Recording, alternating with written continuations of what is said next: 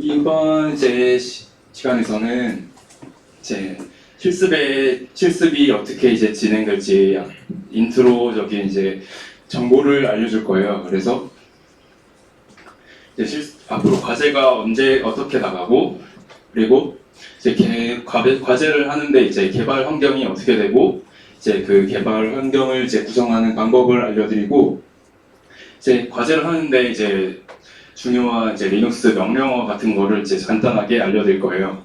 그래서 그거 이제 위주로 이제 진행을 하겠습니다. 그래서 이제 과제를 하시거나 아니면 이제 실습 내용에 대해서 질문이 있으시다면은 언제든지 이제 여기 이제 메일이나 아니면 이제 페이스북 페이지를 열어놨으니까 이제 페이스북 페이지를 통해서 다른 사람들도 이제 같은 질문을 공유할 수 있도록 이제 올려주시면 저희가 답변을 달아드리도록 하겠습니다.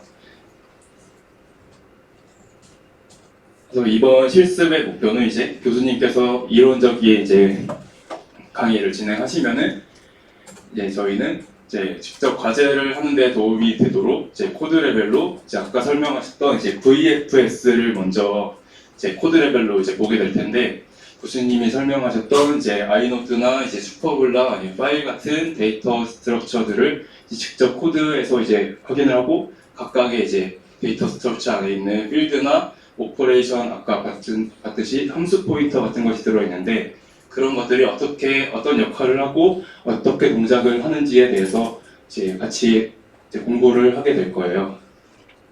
그래서 이번 실습에서는 이제 파일 시스템과 이제 중간고사 이후에는 리눅스의 이제 네트워크 스택을 공부를 하게 되겠습니다. 그래서 리눅스 네트워크 스택이 뭐냐 이렇게 궁금하신 분들도 있을 텐데, 리눅스 네트워크 스택은 이제 TCP나 IP 이런 프로토콜을 이제 리눅스에서 처리를 해줘요. 이제 그런 이제 TCP나 IP 레이어에 대해서 마찬가지로 코드 레벨 수업에서 마찬가지로 이제 교수님께서 이제 알려주시고, 이제 조교가 이제 실습 시간에는 이제 코드 레벨로 실제로 이제 어떻게 구현되어 있는지 공부를 하게 될 겁니다.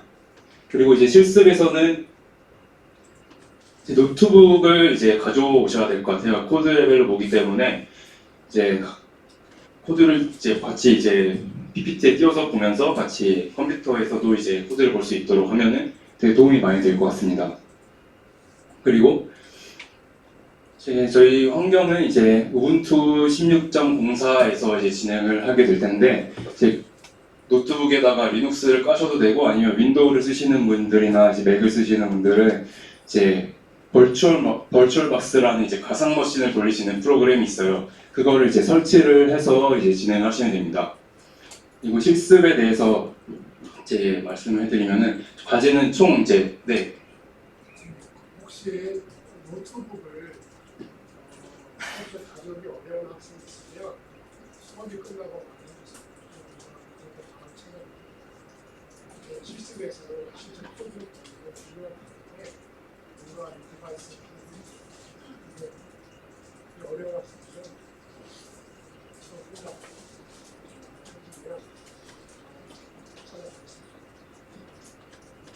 네, 교수님의 말씀을 다시 전해드리자면은, 이제 노트북이 없거나 아니면 이제 가져오기 힘드신 분들은 이제 수업이 끝나고 저희한테 이제 오시면 됩니다.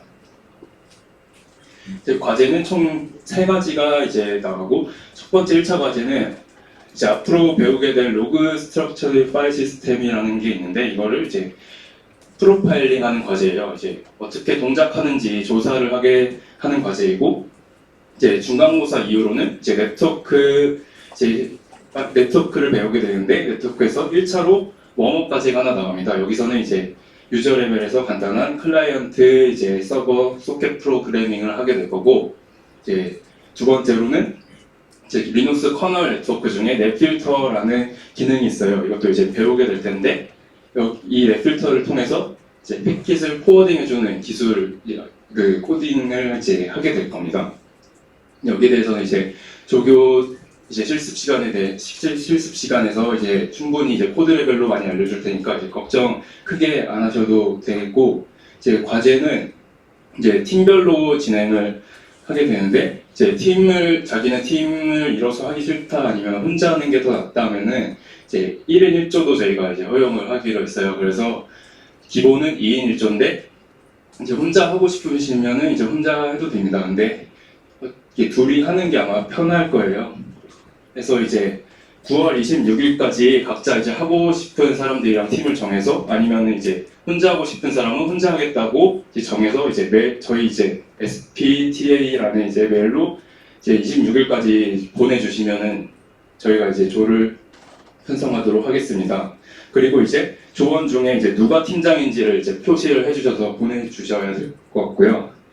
그리고 이제 메일을 통해서 이제 이 조를 이제 메일 편성조를 이제 메일을 안 보내신 분은 저희가 임의로 이제 2인 1조로 구성을 하겠습니다. 그래서 26일까지 메일 이제 팁을 정해서 메일을 보내주시면 되고 이제 1차 과제에서는 이제 앞으로 배우게 될 LFS라는 이제 파일 시스템과 이제 리눅스의 기본 파일 시스템인 ext4라는 이제 파일 시스템이 있어요. 이 두 동작이 조금씩 다른데 이 두 동작을 비교하는 이제 과제를 하게 될 거고요.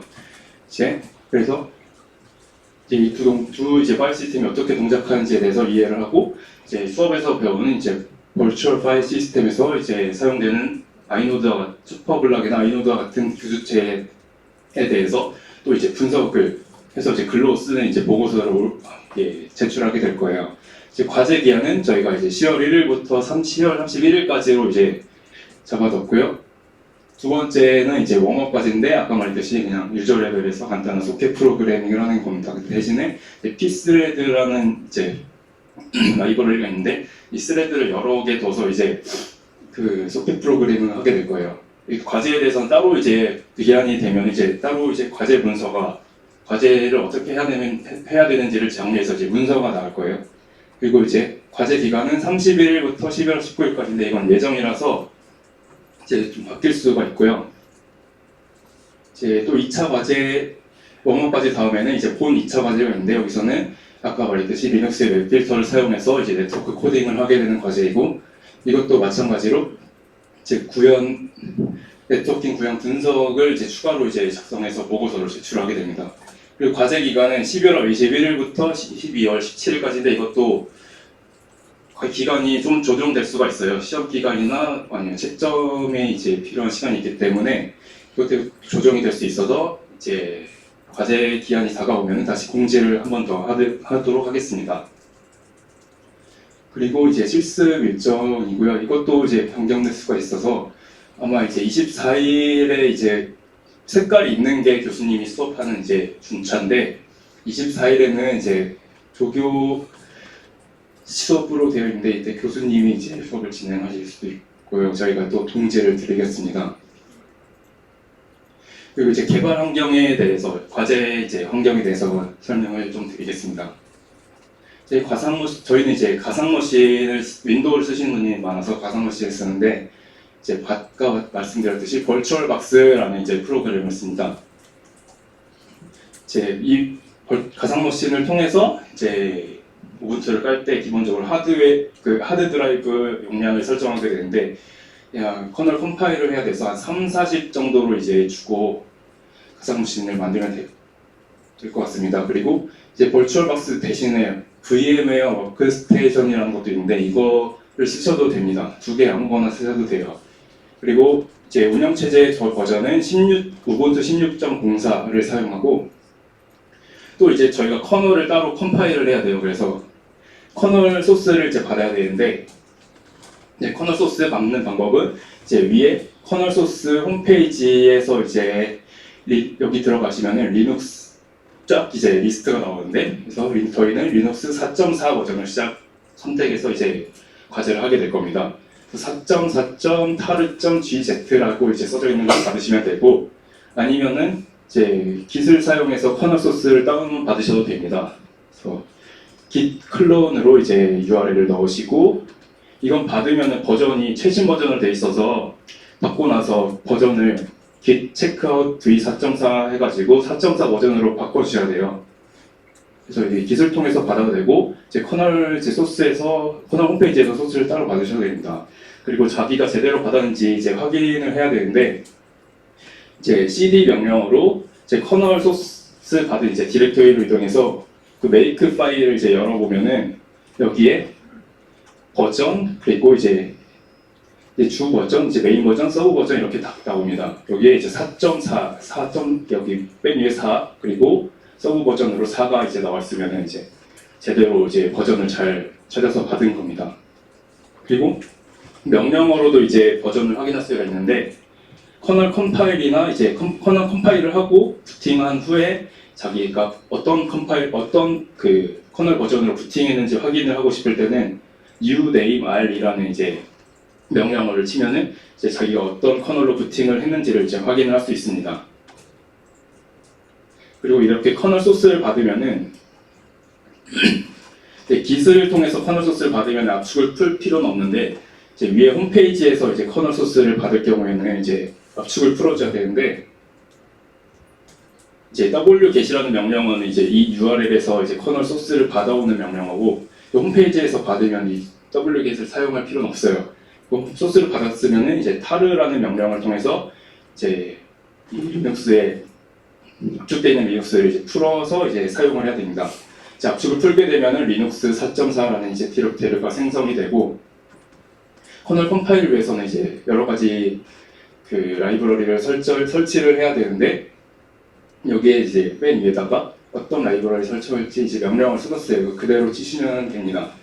이제 ncurse dev라는 이제 이 라이브러리는 커널에 이제 설정을 바꿀 수가 있는데 이 설정을 GUI로 이제 바꿀 수가 있어요. 그거를 이제 하기 위해서 다운받는 이제 라이브러리고 이 SSL dev라는 거는 이제 커널 컴파일에 필요한 라이브러리라서 이 두 개는 꼭 받으셔야 돼요.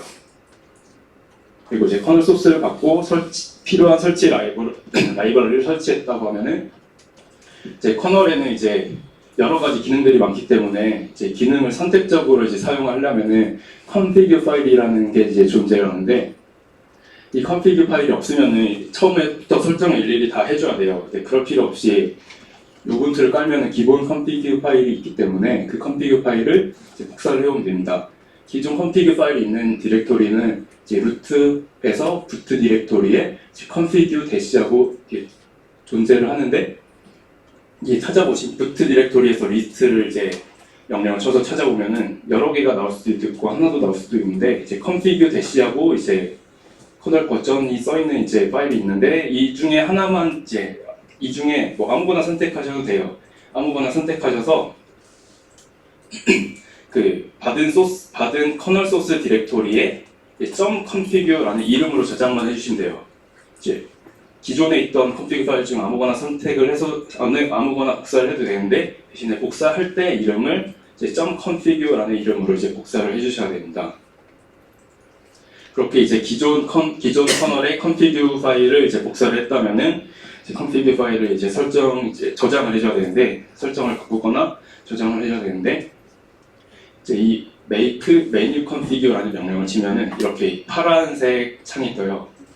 근데 이 파란색 창은 뭐 하는 거냐면은 이제 커널에 이제 각종 기능들이 있고 되게 많은 기능들이 있는데 그 기능을 이제 키거나 이제 끌 수가 있어요. 그래서 이렇게 이 창에서 이제 여러 가지 이제 커널의 설정을 바꿀 수가 있는데 이 설정을 바꾼 대로 컴파일이 되니까 이제 바꿀 때 조심하시거나 아니면 뭐 하셔야 되는데 이제 저희는 기본 그 config 파일을 사용하기 때문에 여기서 아무것도 바꾸시지 말고 그냥 세이브를 누르고 이제 나가시면 돼요. 저희가 이제 순서를 써놨어요. 세이브 한 다음에 OK 하고 엑싯 하면은 이제 그냥 저장만 되고 나갑니다. 궁금한 부분은 이제 설정 한번 바꾸고 해보셔도 돼요. 그리고 이제 그 다음에는 이제 설정을 저장했으니까 컴파일을 하시면 되는데 컴파일을 할 때 이제 총 이제 4가지 단계가 있는데 make bget image라는 이제 명령어가 있어요. 이 명령어는 이제 커널 이미지를 컴파일하는 거예요. 근데 여기에 옵션으로 이제 -z하고 CPU 개수를 이제 적게 되는데 이 CPU 개수가 이제 가상머신을 설치하게 되면은 CPU 개수를 조정을 할 수 있어야 되는데 이제 자기 노트북이나 컴퓨터의 CPU 개수가 충분하다 하면은 이제 그 가상머신에 CPU를 많이 주고 이제 가상머신을 이제 설치를 하세요. 그럼 이게 여기에다가 이제 CPU 개수만큼 이제 넣을 수 있는데 CPU 개수가 적으면 컴파일이 매우 오래 걸리니까 이제 한 자기 노트북 개수만큼 이제 CPU 개수를 줘가지고 가상 머신을 만드시면 되게 편합니다. 만약에 자기가 이제 CPU 개수가 몇 개인지 모른다면은 이제 lscpu라는 명령어를 치면은 그게 자기 CPU가 몇 개인지가 나와요. 저희 컴퓨터는 이제 12개인데 그럼 이제 마이너스 Z하고 12 넣고 이제 컴파일을 하게 되면 되게 빠르게 됩니다. 그리고 BZ 이미지 메이크를 했다면은 그 다음에 커널에는 이제 커널 기본 이미지가 있고 이제 커널 모듈들이 있는데 커널 모듈을 이제 컴파일을 해야 돼요. 그래서 make modules.라는 명령어로 똑같이 그 CPU 개수를 줘가지고 빌드를 하면 되고 그 다음에는 이제 컴파일 했으니까 이 컴파일 된 거를 이제 설치를 해야 돼요. 그래서 이제 설치할 때는 이제 sudo로 이제 설치를 해야 됩니다. sudo make 이제 modules install로 이제 컴파일한 모듈을 이제 설치를 하게 되는데 설치한 모듈은 이제 루트의 라이브러리 모듈스 디렉토리에 설치가 되게 됩니다. 그리고 마지막으로 이제 컴파일한 커널 이미지를 설치를 하게 되는데 이것도 sudo make install 명령을 치면은 부트 디렉토리에 이제 vm linux 4.40 플러스라는 이름으로 이제 설치가 될 거예요. 커널 컴파일을 마치게 되면은 이제 커널 부팅 순서를 바꿔줘야 되는데 커널 부팅 순서는 이제 이 etc default group이라는 이제 파일에서 이제 조정을 통해서 이제 바꿔줄 수 있는데 이렇게 하면은 되게 알아보기 힘들고 번거롭거든요. 그래서 GUI로 이제 바꿀 수 있는 툴이 있어요. 이 GUI는 여기 위에 명령어 3개를 치시면 이제 깔리게 되고 여기서 이제 자기가 이제 부팅할 수 있는 커널 이미지가 이렇게 여러 개가 나오는데 그 중에서 이제 자기가 부팅하고 싶은 커널을 아까 설치한 커널을 이제 화살표를 이렇게 최상위로 올리면은 그 이제 커널이 부팅할 때 기본으로 부팅되는 커널로 선택이 됩니다. 근데 만약에 이게 잘 안 되거나 아니면 커널을 컴파일 했는데 이제 자기 코딩을 잘못하거나 뭐 문제가 생겨서 커널이 부팅이 안 될 때가 있어요. 그럴 때는 다른 커널로 부팅을 하거나 이제 해야 되는데 그때는 이제 컴퓨터를 부팅할 때 이제 ESC나 Shift 키를 누르면은 이런 창이 떠요. 이런 창에서 이제 두 번째 Advanced Option for Ubuntu라는 항목이 있는데 이 항목을 선택하면은 이제 자기가 부팅할 수 있는 커널 리스트가 쩌저적 나옵니다.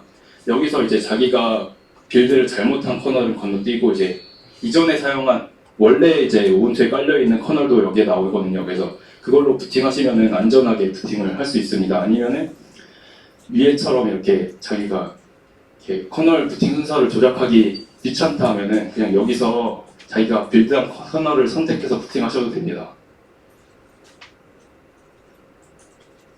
그리고 이제 과제를 진행하는데 도움이 될 만한 그 리눅스 명령어들을 좀 정리를 했는데요.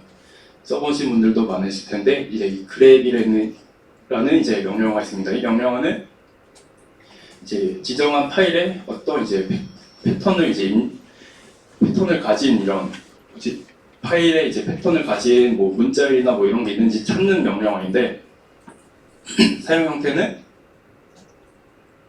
이제 그래프한 다음에 이제 패턴 자기가 찾을 패턴을 넣고 찾을 파일 이름을 이제 넣으면 됩니다. 그래서 여기 밑에 스크린샷을 보면은 그래프한 다음에 이제 자기가 찾을 문자열은 generic file open이라는 이제 문자열이 들어간 모든 이제 파일에서 모든 이 별이 모든이라는 의미인데 이 모든 C 파일에서 generic file open이라는 이제 문자열이 들어간 것을 찾는다라는 의미입니다. 그래서 이 명령을 입력하면은 이제 open.c 파일에서 이렇게 generic file open이라는 문자열이 있는 게 다 찾아지고요. 파일을 찾기 위해서는 이제 find라는 명령어를 사용을 하게 되는데 이제 이거는 디렉토리 트리에서 파일을 찾고자 할 때 사용을 합니다. 그래서 이제 사용 방법으로는 이 find 한 다음에 이제 디렉토리 이름을 적고 여기다 옵션을 넣어주면 돼요. 사용 이제 예시를 보면은 find에 이제 루트의 etc 디렉토리에서 이제 이름이 이제 패스로 시작하는 모든 파일을 찾겠다라는 의미예요. 그래서 여기 명령을 보시면은 이제 패스라는 이제 이름을 가진 모든 파일이 다 이렇게 나오게 됩니다. 다른 이제 예시로는 이제 최소 7일 동안 접근되지 않았던 이제 모든 etc 디렉토리 내에서 모든 파일을 찾는 건데, 이것도 옵션이 많이 있으니까 이제 인터넷에 치거나 아니면은 이제 find하고 -h를 치면은 이제 help 창이 나올 거예요. 거기서 많은 옵션이 어떤 걸 하는지 설명이 적혀 있으니까 그걸 찾아보시면 됩니다. 그리고 위치는 파일의 위치 보기라는 이제 명령인데요. 파일에 주로 경로를 검색하기 위해서 찾고, 이제 파일 명령어와 비슷해 보이는데 차이점은 이제 위치는 환경 변수에 설정되어 있는 실행 경로로만 검색을 하게 됩니다. 그래서 예를 들어서 이제 위치 패스워드라는 파일에 이제 경로를 찾게 되면은 이제 현재 디렉토리가 이제 home sm 뭐인데, 이제 passwd라는 파일은 여기 user bin passwd에 있다는 이제 파일의 경로가 표시되게 됩니다. df라는 명령어는 이제 디스크의 가용량을 이제 얼마나 디스크가 사용되고 있는지를 보여주는 명령어인데, 많이 쓰는 옵션은 h예요. 그래서 df-h를 치면은 여기에 디스크의 사이즈가 나오고 얼마나 사용되고 있는지, 그리고 남은 공간 얼마인지 표시가 되게 됩니다. 그리고 이제 수업에서 배웠을 텐데 이제 링크를 만들 수 있는 게 있어요. 링크에는 이제 크게 심볼릭 링크라는 것과 하드 링크라는 게 있는데, 이제 심볼릭 링크는 이제 링크 파일 이름이 원본 파일을 가리켜요. 그리고 하드 링크는 이제 원래 파일과 동등한 i노드를 가리키게 되는데, 이제 명령어로는 여기 자리에서 잘 안 보이는데, 이제 ln을 치고 이제 파일 이름을 치고 이제 하드 링크로 할 건지, 이제 그 하드 링크로 하면은 이제 하드 링크라는 이제 이거는 그냥 이름인데 여기다 아무거나 넣으셔도 돼요. 하드 링크가 생성이 되고 text.txt에 대한 파일에 대한 하드 링크가 생성이 되고, 이제 소프트 링크를 만들 때는 이제 S 옵션을 줘가지고 이제 소프트 링크를 만들면, 이것도 소프트 링크는 이름을 아무거나 주셔도 되는데, 소프트 링크를 만들면 이제 링크가 만들어지게 됩니다. 그래서 이 같은 링크가 만들어진 파일을 명령어로 읽게 되면은 똑같이 이 링크는 test.txt라는 파일을 가리키기 때문에 똑같이 test.txt의 내용을 이제 보여주게 됩니다. 그리고 하드 링크 같은 경우에는 지우면 이제 원본 파일 i노드도 날라가기 때문에 일반 파일을 지우는 거랑 똑같아요. 그래서 조심하셔야 되고, 파일 소유주를 변경하기라는 이제 명령어는 chown이라는 명령어가 있는데, 이 명령어는 이제 리스트 대시하고 aab라는 명령을 치면은 여기에 이제 파일에 대한 정보가 나오는데, 여기에 루트라고 이렇게 소유주가 나와요. 이 왼쪽이 이제 그 소유주고, 이제 오른쪽이 아마 그룹명일 텐데, 이 왼쪽에 이 루트라고 나오는 이 소유자를 바꾸는 명령어예요. 그래서 이 파일은 이제 소유자가 루트인데, 이것을 자기 유저 네임이 os랩이라면은 자기한테 소유권을 남기겠다면은 이제 자기로 바뀝니다. 이렇게 소유주가 os랩으로 바뀌고, 이제 그룹도 바꾸겠다면은 그룹을 이제 소유주는 os랩, 그룹은 cs로 바꾸겠다면은 이제 리스트 AL 명령을 치면은 이제 소유주는 os랩으로 바뀌고 그룹은 cs로 바뀌게 됩니다. 파일의 용량을 확인하는 거는 이제 du라는 명령어를 쳐서 이제 파일의 용량을 이제 확인을 하시면 되고요. 이제 특수복사라는 이제 dd 명령어가 있는데, 이 dd 명령어는 이제 복사도 이제 copy라는 명령어가 있지만, 이 dd는 이제 복사하려는 데이터 유형을 가리지가 않아요. 그래서 이제 어떤 것이든 이제 복사를 할 수 있는데 이 복사는 특히 이제 뭐 디렉토리 전체를 이제 복사를 할 수도 있고 이제 아니면 디바이스 파일 같은 것도 복사를 할 수 있는데 부트 플로티, 그러니까 부트 디렉토리를 통째로 이제 복사를 할 수도 있어요. 그래서 이제 쓰는 이제 방법을 말씀을 드리자면은 여기서 이제 이 명령, 이 네모친 명령어는 이제 부트 파티션을 이제 복사하는 명령어인데 그 백업할 때 잘 써요. 그래서 이 if는 인풋 파일이에요. 그리고 of는 이제 아웃풋 파일인데 이 인풋을 아웃풋으로 이제 이제 복사를 하는 명령어예요. 그리고 사이즈를 지정을 해주는데 bs는 이제 사이즈 얼마나 읽을 것인지, 그리고 카운트는 이 bs를 얼마나 이제 복사할 것인지. 그래서 여기 보면은 이 dev의 sd1이라는 게 있는데 보통 이 dev의 sd1은 이제 디스크의 부트 파티션이에요. 그래서 이 부트 파티션을 이제 테스트라는 파일에 이제 백업을 하겠다라는 명령어로 이제 복사를 하게 됩니다. 그리고 이제 과제를 하게 되면 이제 파일 시스템을 저희가 다 새로 만들거나 이제 하게 될 텐데 그때 이제 쓰는 명령어가 있어요. 이제 mkfs는 이제 파일 시스템을 이제 해당 뭐 어떤 파일이 있다면은 그 파일을 이 mkfs라는 이제 명령어로 해당 이제 옵션을 주는 이 t 옵션을 줘가지고 어떤 파일 시스템으로 포맷할 것인지를 선택을 할 수 있어요. 그래서 예를 들면은 이제 아까 어떤 dd 명령어로 500바이트 크기의 이제 빈 파일을 생성을 하면은 이제 빈 파일 생성하는 방법은 여기 이제 명령어에 적어놨는데 이제 disk.image라는 파일에다가 500메가바이트의 이제 파일을 생성을 했어요. 거기다가 이제 저는 이제 ext4라는 파일 시스템으로 이제 포맷을 하려고 해요. 그러면은 여기 맨 위에 명령어에 mkfs하고 이제 -t로 이제 어떤 파일 시스템 타입으로 포맷을 할 것인지 이제 지정을 해주는데 저는 ext4라는 파일 시스템을 지정해서 이 아까 dd로 생성한 disk.image라는 파일을 이제 포맷을 하게 됩니다.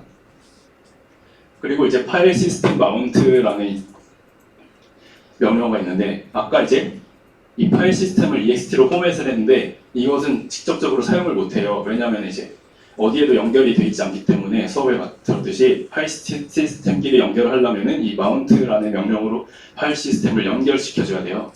그래서 이 mount 명령어는 이제 특정 디바이스의 파일 시스템을 다른 파일 시스템으로 붙여서 이제 접근을 허용하도록 하는 명령어고 사용 방식은 이제 mount 명령어 다음에 이제 디바이스라 썼는데 이거는 아까 만들었던 그 디스크 이미지예요. 디스크 이미지를 놓고 붙일 디렉토리 이름을 여기다 넣으면은 마운트가 되게 됩니다. 예를 들어서 아까 이제 만들었던 그 디스크를 만들고 이제 ext4 파일 시스템으로 이제 포맷했던 그 디스크 이미지를 이제 마운트를 해볼 텐데 이제 new 파일 시스템이라는 빈 디렉토리를 만들어요. make 디렉토리라는 명령으로 빈 디렉토리를 만들고 마운트 명령을 통해서 아까 만들었던 이 디스크 이미지가 disk.image라는 파일인데 disk.image에다가 새로 만든 new 파일 시스템이라는 디렉토리를 만들게 되면은 만들고 이제 리스트 명령을 쳐보면은 원래 빈 디렉토리인데 이제 lost 플러스 found라는 이제 새로운 디렉토리가 생겼을 거예요. 이거는 ext4 파일 시스템 만들면 기본적으로 생성되는 건데 여기다가 이제 터치 명령어로 이제 새로 아무 파일이나 만들고 이 파일에다가 저는 이제 테스트 파일이라는 이제 입력을 넣었어요. 그래서 test.txt 파일을 새로 만들어가지고 cat 명령을 치면 이제 아까 만들었던 디스크 이미지에 이제 테스트 파일이 만들어지고 이제 이것을 읽고 쓰곤 할 수 있습니다. 그리고 이제 마운트를 쓰면 사용 안 하면 언마운트를 해야 되는데 이제 umount라는 명령을 쓰면 되고 이 umount는 간단해요. umount 한 다음에 마운트된 디렉토리 이름을 써주면은 이제 마운트가 해제되게 됩니다. 그래서 마운트를 아까 마운트 했을 때는 이제 디스크 이미지에 마운트를 하고 리스트를 치면은 이제 그 디스크 이미지에 있던 파일들이 표시가 되게 되는데 umount로 이제 마운트를 해제하고 리스트를 쳐보면 아무것도 안 나와요. 그래서 이렇게 마운트를 해서 사용을 해야 됩니다. 그리고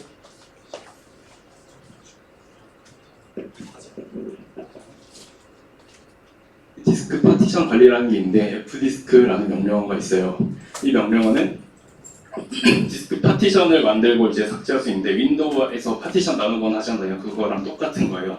그래서 이제 fdisk 한 다음에 대시 L 하면은 이제 자기가 사용 가능한 모든 디스크 디바이스가 짜자작 나오고 여기서 이제 자기가 파티션을 나누거나 이제 삭제할 디바이스 이름을 여기다 넣어주면은 거기에 이제 친절히 설명이 쫙쫙 나와요. 이렇게 뭘 누르라 이렇게 설명이 나오는데 이제 커맨드 한 다음에 이제 헬프를 위해서는 이제 M을 누르면 되거든요. M 누르면 이제 하나씩 이제 명령어가 나오면서 이제 명령어에 대한 설명이 나오니까 한번 이제 해보셔도 돼요.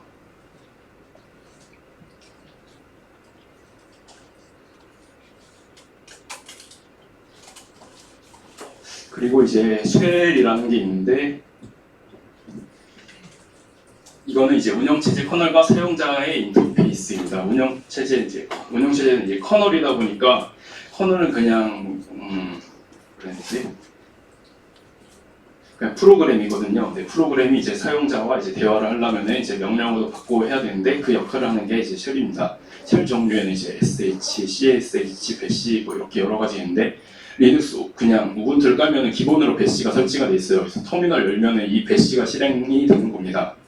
그래서 이 배시에 하는 역할이 이제 커널과 이제 유저 간의 이제 인터페이스, 그 유저가 이 명령을 내리거나 이제 커널이 이제 결과를 알려주거나 할 때 이제 이 배시를 통해서 이제 알려주게 됩니다. 그리고 이제 시스템 변수라는 게 있는데 이제 시스템에서 정의한 셀 변수인데 이게 그 변경 가능한 것들이 많이 있어요. 그래서 이것도 인터넷에 찾아보시면은 이제 여러 역할들이 나옵니다. 일단 이제 시간이 많이 지나서 일단 여기까지 하겠습니다.